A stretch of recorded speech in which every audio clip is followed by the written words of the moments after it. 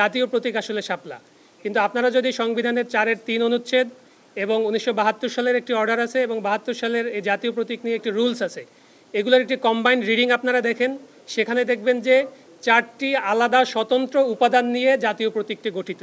তার ভিতরে ধানের শীষ আছে, তার ভিতরে তারকা আছে, তার ভিতরে পাট পাতা আছে এবং শাপলা আছে।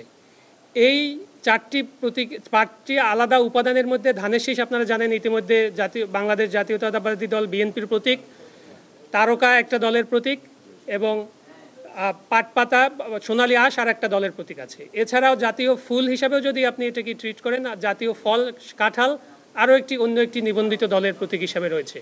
তো আমাদের এইখানে যে মিসকনসেপশনটি বারবার হচ্ছে যে জাতীয় প্রতীককে শাপলা হিসেবে ব্র্যান্ডিং করা হচ্ছে, কিন্তু জাতীয় প্রতীক আসলে শাপলা নয়।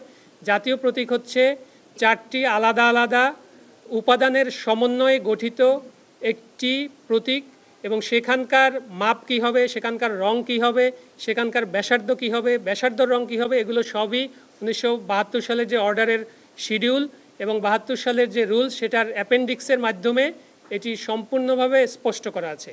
আমি আপনাদেরকে অনুরোধ করব যে সেগুলো আপনারা দেখবেন এই ব্যাখ্যাগুলো দেওয়ার আগে এবং সেগুলো দেখেই এই ব্যাখ্যাগুলো দিবেন। আপনারা জানেন যে তফসিলের যে তালিকা আছে সেই তালিকাটি আসলে যে কোনো সময় সংশোধন করা যায়। এটি একটি বিধিমালা সংশোধন করতে পার্লামেন্টেরও দরকার হয় না, অর্ডিন্যান্স জারিরও দরকার হয় না, এটা সংশ্লিষ্ট প্রতিষ্ঠানই করতে পারে, কিন্তু আইন মন্ত্রণালয়ের ভেটিং করতে হয়। তো আমরা যেহেতু নৌকার ব্যাপারে আপত্তি জানিয়েছি এবং বলেছি যে নৌকাকেও এই লিস্টের ভিতরে রাখা যাবে না, তালিকার ভিতরে রাখা যাবে না, এটি করতে গেলেও কমিশনকে আসলে নতুন করে ওই তালিকায় এই সংযোজন বা বিয়োজনের একটা প্রসঙ্গ থাকবে। সেই জায়গা থেকে আমরা জাতীয় নাগরিক পার্টির পক্ষ থেকে নতুন একটা দরখাস্ত আমরা আজকে দিয়েছি যে আপনারা শাপলাকে বাদ দেওয়ার ব্যাপারে যে ব্যাখ্যাটি গণমাধ্যমে নির্বাচন কমিশন থেকে দেওয়া হয়েছিল সেই ব্যাখ্যাটি আসলে আইনগতভাবে একটি ভুল ব্যাখ্যার উপর দাঁড়িয়ে আছে। আমরা সেই জায়গাগুলোতে নির্বাচন কমিশনকে ব্যাখ্যাগুলো জানিয়েছি এবং স্পষ্ট করেছি যে আইনগত এটার কোনো বাধা শাপলাকে নির্বাচনী প্রতীক হিসাবে রাখার ক্ষেত্রে নাই।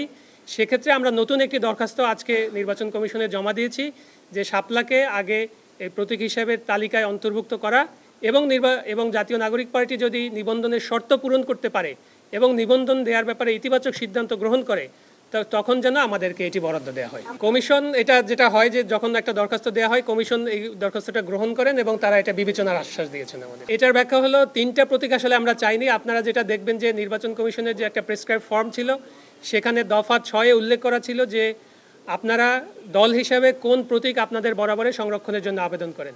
সেখানে আমরা শাপলাকে আবেদন করেছিলাম। আমরা আরও অপশন হিসাবে 2য় এবং 3য় আরও 2টা অপশন দিয়েছিলাম, কিন্তু শুরু থেকেই আমাদের প্রধান এবং একমাত্র লক্ষ্যই ছিল শাপলাকে প্রতীক হিসাবে আমাদের পক্ষে সংরক্ষিত রাখা যেন হয় সেটির ব্যবস্থা করা। আমাদের আগে অন্য একটি দল চেয়েছিল বলে আমরা দেখতে পেয়েছি।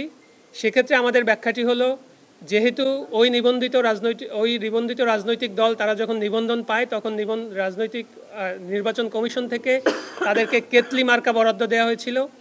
তারা যদি নতুন করে আবার এই প্রতীকটি চেঞ্জ করতে চায় তাহলে তাদের কিছু ফর্মালিটিস আছে, তাদের অনেক বেশি বার্ডেন আছে যেটা আমরা নতুন দল হিসেবে নাই। আমরা চেয়েছি যে এইটা তালিকাভুক্ত করে আমাদেরকে বরাদ্দ দেওয়ার জন্য প্রথমত।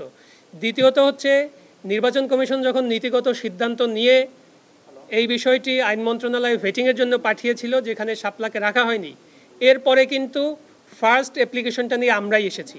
অর্থাৎ আপনি যদি আইনগত বিষয়টি বিবেচনা করেন তাহলে আজকে এই নীতিগত সিদ্ধান্তটি গ্রহণের পরে নতুন করে কে এই প্রতীকটি বরাদ্দের জন্য আবার আবেদন করলো তার একটা অন্যতম লেজিটিমেট রাইট তৈরি হয়ে যায় এই প্রতীকটি বরাদ্দ পাওয়ার।